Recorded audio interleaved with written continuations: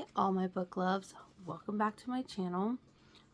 It's been a little crazy summer, and there's a lot of crazy things happening. I don't know if you've seen on social media, but one of our barn cats that got dropped off on our property, she had kittens. So we've just been dealing with that. And then one day after work, on the way home, we found 2 stray dogs. And so then we decided to keep them. So it's just been super crazy. And plus I wanted to wait till it's colder because, like, you know, the hoodies and stuff like that. So today we are going to be going through the Legacy of God series. So this is the first one by Rina called God of Malice. And it follows Killian and Glenn. And honestly, with these, there's like 6 in total. With these, you could read them alone, or, like, you know, just pick one up and then you could just read it. Like, they have, like, you know, little Easter eggs of what's going on through all 6 of them, that you're like, oh, this is why this happened with this couple, is because of this. So that's pretty cool. And then there's one called so they have, you know, the characters. And so a lot of people say they love these books, but to read them separately, like, you know, give yourself a little break, because it is repetitive. But for me, I found it, like, I couldn't stop reading these. So reading them together, like, all, like, just one right after another, I really liked. I really like that. So there's, like, these people are in college, and so they it's very dark for college, and you have the English British, like, sort of people, and they're like part of the mafia or something, I don't know. And then you have the Americans, and they're part of the Russian mafia, but they're like based off of New York, but they're on this island, and it's like these 2 universities, and you can go to like either or. And so it's just a little weird. But then they have the elites, which is the Americans, and then you have the heathens, which is the, like, English people. And then you have the serpents, but it's never talked about, which would be kind of cool to finally get, like, that rundown, but we never do. So then you have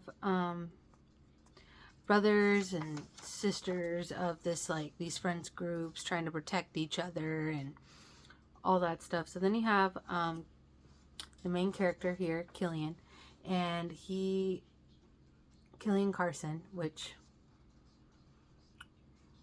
if you know me, you know. Red and gray and black, which are my favorite colors. Glenn I related a little bit to, like, her family, twins, Brandon and Landon, and her mom are very, like, genius painters and sculptors and all of that. So she's like, she kind of paints little, like, gothic-y sort of stuff. So, like, her mom doesn't ever appreciate, like, what her art is, like her brothers, sort of a thing. And so we do meet the other people in the books. Like, this is the first book, so we do kind of get, like, who's who in this book, which is kind of nice if you want to, like, learn that sort of backness of it. And so I will say that the first chapter of this book, it was a little aggressive in the beginning. For a dark book, I was like, whoa, just jump right off the gate. Let's just, we're diving off that cliff. Like, no lifeboats, no parachutes, no nothing. We're just diving on right. Sorry, Kakarot. Being Kakarot. So, you know, we're just diving right on in there, like, you know.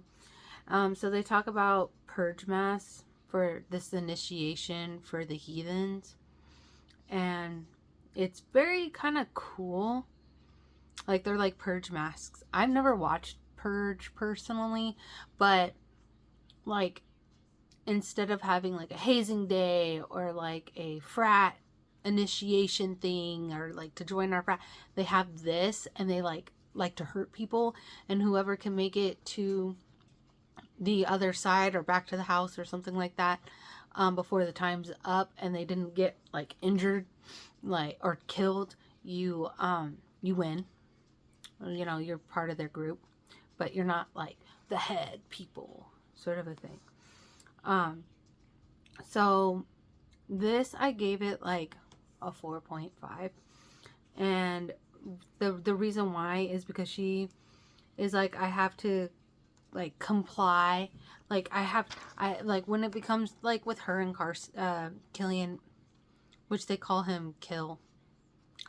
Get it? Because he likes to kill people, and he's like, you know, he's totally black, and he like has no emotions, but like only for Glenn, you know. It's like one of those. She's like, I have to like, you know, I have to do what he says or he's gonna hurt me, but you know, I spit in his face anyways, because that's how my father said I should be. I'm like, what are we doing? Like, never in the history of when like I'm really super scared have I ever thought about what my parents have told me. Like, I've never been like, no, like, here I am face down with like danger and I'm just gonna go bleh. What is that? So I didn't really care for it personally, but a lot of people say they really liked this one. It was a nice introduction. I wouldn't say it's like my all-time favorite of all 6 books, which you would think it would be because black, red, and gray and black are like my favorite colors, but it was just like, I still went through it, and knowing now after reading all of them and knowing what's in this one, I'm like, that's pretty cool. Like, okay, I wouldn't mind going back just for the little like Easter eggs to pay more attention to the relationships that I actually do like, you know, and being like, oh, that happened because of this, because of in this book this happened, which I'll probably eventually in my life I'll do, and that would be kind of fun for me. But she had this friend. It was like her only friend, and he hurt himself, and now he's not around. And so she's at the place where he hurt himself, and she's just like, I don't understand. And then Killian shows up because he likes to take pictures, and he's like, can you do it? Can you like jump? Because if you do, I will, you know, I think that'd be like a really cool shot. And she's like, wow, he just like does not care. But somehow, since he's hot and mysterious, it's okay. I don't know. So then, you know, he ends up finding out like where she goes to school, of course, because we're like British accent. Wait, is she the American? No, she's the American. He has a British accent. Wow. And so she's the American. So he's like, oh yeah, sorry for the shaking. Kakarot is just being crazy right now. He wants love, and I'm trying to give him love, but he keeps hitting the wire. So that was pretty cool. Like I said, it kind of sets everything up, and the plot twist at the end, I kind of suspected, like, it kind of hints like maybe, because weird stuff kind of happens along the way. And then Killian calls her Bunny because she goes into the and the purging pretty much, and to like try and figure out like what's going on and all that. And then of course he's wearing like a red mask, but she's wearing like a bunny mask, and like he knows it's her because of like her smell and her body type and like what she normally dresses, so it's like pretty obvious. Just like anybody that you're obsessed with, you would kind of know who they were if they were dressed differently, you know? Like, people have certain characteristics, and you would know without a doubt that that was them. So, and so he, like, chases her and stuff, and, like, he has a red mask, hence the red. And she's like, I don't know if that's him. It could be, but I don't know. And I'm like, sweetheart, what are we doing? Her brothers, Landon and Brandon, are twins. And it's like Landon's just like Killian, so she kind of knows how to like deal with Killian because she's dealt with Landon, and Brandon and her don't really like him. But Landon and Brandon are older than her. And it kind of gives you like a rundown in the beginning of the book, which is pretty cool. I'll pull up another one. So you have that right there. And it kind of... Can you stop? This guy. So it kind of gives you like the family tree of who's who. And then the King Hughes College. And then the Royal Elite University. So it gives you like a rundown of who's cousins, who's related to each other. All that stuff for each book. This is the Got a Pain book. And so that's pretty cool. And then I'll actually show you in this one. Because this is the one that we're talking about.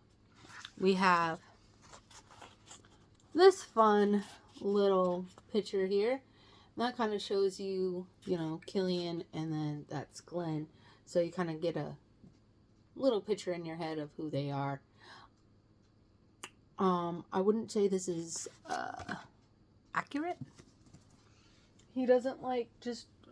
I will say what I like about Rina Kenton is that she like...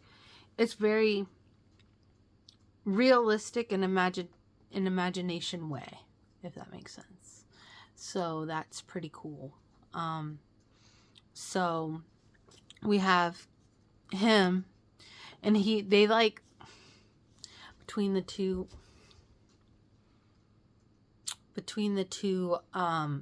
schools, which the boys do not like each other. Not only that, and they're always constantly fighting, but we also have this thing that they like to do where, like, instead of it like being like a normal sport like lacrosse, or which is fine, I don't really even know the rules of lacrosse, or like rugby or soccer, basketball, football, something, right? Just something. They beat each other to a pulp for sport and brackets, and then like the best of the two, to whoever wins is like the best of the team, and they get like, I think they get like a trophy or something like that. So I'm just like, why couldn't this just be hockey? But I don't know. And I will say the theme throughout the whole entire book is dark romance. There is a lot of that stuff happening. They are for mature audiences. We'll get into it as the books go on, what I mean by that. There are, like, if you've never read Rina Kent before, or like you're just getting into dark romance, I will say these are not the ones for you. It is pretty, not like graphic, but it is very picturized, I guess you could say. Like, they're like, you know, we've talked about it before, like in Never King, where, you know, the positions and stuff like that are very unrealistic, or maybe even Happy Place. Like, it's just very unrealistic, and you're like trying to figure out like the positionings of things.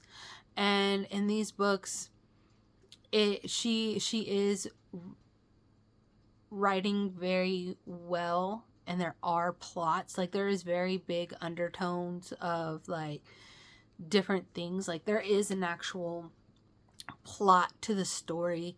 There is like these characters developing. There is like, you know, touch her and die sort of tropes going on, but like at the same time it is dual POV of these with each book of the people of interest, that like it makes sense for college people without their parents, and it's very realistically done in a way that like I'm not like, this is so cheesy that they're talking about like the mafia and like their dad and their parents, and I'm a good little girl and if daddy only saw what his little girl did. But it's like done in like a very angst way that it makes perfect sense, I guess, if you could track that. So that's always, so that was like really refreshing. Like, it wasn't that I could like turn my brain all the way off, because I was really interested in these books. But with that being said, I was able to enjoy it, unlike Fireborn, where I was just like, what are we doing? Like some things like with the elites and the NUs and the standalones got a little repetitive as like the books went on. But that's because, like I said, you can like pick up one that kind of like tickles your fancy and you're like, oh, well, that might be cool, that I might be interested in that one, but not maybe these ones. So it kind of has to do that. So I can kind of get why, but it's not done where I roll my eyes at it. Like, being in this world, like I said, if we could do like the Serpents one, I would definitely like POV of that, or like a book of that. Like, I would totally like jump right in and eat it all up. So I was like, okay, that's cool. So that's really cool. I really enjoyed that. I'm saying cool a lot. But yeah, so that's the book, because I don't want to give too much away, because it's really good. That you know, I have to give you guys some intriguingness to it, because we like that here. But yeah, like out of 5, it's a 4.5. Like, it's something that I do, like, as you could tell, I bought it. Like, it's something that I really do like. I did put off this series in particular for a while, just because the online was like, this is really super dark, and I'm like, I don't know if I have the mental capacity and the mental state of mind frame to go into this. And this is the first Rina Kent book that I am reading, and hearing about her, it was just like, like, I don't know if I'm prepared for this sort of a thing. But it was fine. I mean, this book in particular, I mean, like I said, besides like the first chapter, it was like, whoa. But then after that, as the story progresses and as it goes on, it's not like you're desensitized to it, but like you're just like, oh, okay, that's cool. It's Killian, and that's just how he normally is. I will say, spoiler alert for these books, all the female, and we'll get into why I do quotation marks, girls in these books of this series, they all are virgins. And then the boys are like, I've had plenty of sex, and there's like a app that you can use for all your kinks, and then it hooks you up with somebody with your kinks on the island, and like it'll match you guys up, and then that happens. So I'm like, is that a real thing? Let me know if that's a real thing. Like, I'm so out of the game of that I'm like, Is that a thing? Because that just, people are just being stalked out there in the open. I mean, it's consensual, so do what you want to do. Like, you know, you guys are adults. I'm not here to judge. Like, I do be nosy, but not like in a judgy way. But I do want to know, but like not to judge, but like I do be nosy, you know? Like I really am just curious because I am ignorant, or not really ignorant. I'm just not in the know with a lot of those things, you know? So that'd be really cool to know if that's actually a thing, and or if this is just something that she just made up, which is a really interesting concept for this. Like, I understand there is not an island somewhere where there are these two universities. Maybe there is, but I'm not in the Russian mafia or like mafia in general that like there could be. And then there's like these really good universities that they send their children to. And people come all over the world to try and like get into this like colleges and stuff, you know. And it's not clear, but I think the serpents, because there's only these two colleges, I think, because we're not really talked about with the serpents in these books, so like there's something that like, especially with this, like I really want to get into and talk about. It's unclear if they go to just one of the colleges, or if they're like, they can choose whichever one they want to go to depending on what the college offers, you know. And you would think they'd be like Switzerland, but I will say, a spoiler alert, they'd be messing with both of them, sort of a thing. So Killian and Glenn kick off the series of events that, because they're the first ones, that the two colleges and the boys, instead of fighting with each other, which they hate each other, they kind of like, Killian is always around Glenn, so that means Brandon and Landon have to be around him, and Landon's like, he's just like me, F him. But then they realized, going back and forth and talking, they're just like each other. So he's like, oh, okay, well, you know. And Killian's already told her dad, like, you know, I'll protect her with my life, and blah, blah, blah, blah, blah. And his dad's like, I don't like this punk. But then, like, made his wife laugh. So the dad's like, okay, well, he can't be that bad. Like, even like the parents, which they have their own books too, which is really cool. Of how they met, they're like touch you and die with guys, and like, this is my love of my life, and she's the only one for me, and like nobody else, and I was like such a playboy, but now when I saw her, like everything is cool. I don't know, some people are like that, but I'm just not one of them. But it's nice to read about, you know. It's like, oh, that's cool, but you know, who knows. But yeah, so that's got a Malice, and if this has interested you to read it, like, you know, let me know what you think yourself. Like, did you like it way more? Did you like it less? Like, you know, just let's have a chat about this book, because it's been a while since I've read it, so I may have missed something in there. But like I said, 4.5. I'll definitely probably read it again. Probably, I don't know, because sometimes I read things and then I'm like, oh, I really like that book, but then I just like listen to the audio. Like, I do that for, of course, the Empyrean series by Rebecca Yarrow's Fourth Wing. Like, I've always talked about the series because those books are like 600, 500 pages long, and it's long, and I'm not going to sit there. I have a life. I have a job.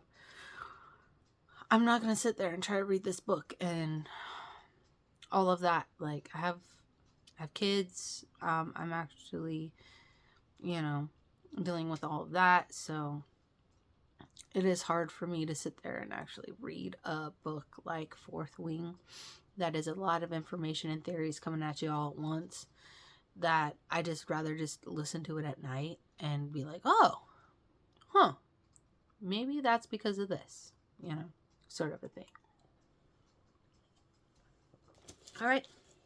So that is God and Malice. I will see you guys later. This, by the way, I just got. Yes. I have been, just a little tidbit if you guys aren't on my Instagram, I went down a BTS rabbit hole with my children, and we are obsessed. Jimin's Got No Jams. Super Tuna is amazing song, if you guys know. Just for the people that are interested, I do say I love all of them. I actually liked J.K. Jungkook's Golden album, and I kind of read in his synopsis that he was a part of BTS, and I was like, okay, whatever. Like his own music is really cool. Like I've always been kind of like when it comes to like BTS in general. Couldn't tell you who was in the band, what they look like, but I was just like, so I really liked Golden. And then McDonald's had the figures, and my kids got Sugar, and so I like Sugar because we had Mic Drop. He introduced us to Mic Drop. There was that car ride with James, that interview, and J-Hope was sitting in the middle, and then I was like, oh, who's J-Hope? This is J-Hope's one. And so he became my bias very, very quickly. And then I saw Killing It Girl, which is, he looks so different from that interview that I was like, is that the same guy? That can't be the same guy. Is that the same guy? Like, there could be multiple J-Hopes, like John or something like that, right? Like, this isn't the same guy. No, it was the same guy. And I was like, huh. So then I broke down and I watched Mic Drop, but I watched a person reacting to it. And when I saw RM coming out of that ambulance, dropping those bars, he was something to ride home about. So yeah, I really love RM and J-Hope. And then V, I really like him because of the song Christmas Tree. Jimin, he has no jams, but I really love just like how much he cares about the members and just how playful and like shy he is sometimes. It's just so cute to see him like that. And Jin, Super Tuna, of course, but also his Happy album, his Echo album, and his what was Astronaut, the Astronaut, that song. I like those. I didn't know who exactly he was either. And then he became Worldwide Handsome. And I watched Keon's B&B on Netflix, which is a great show. This is not a sponsor, but go watch that. It is hilarious. And Jen is in it. And I just got to see, like, I feel like, I mean, I know it's scripted, but I just got to see a side of him that, you know, he doesn't really show when he's performing or with the boys, that, you know, he's very sweet and endearing. And so I love Jen too. So I really like all of them, but RM, J-Hope, and Jen are our favorites in this house. So, all right, I will catch you guys later.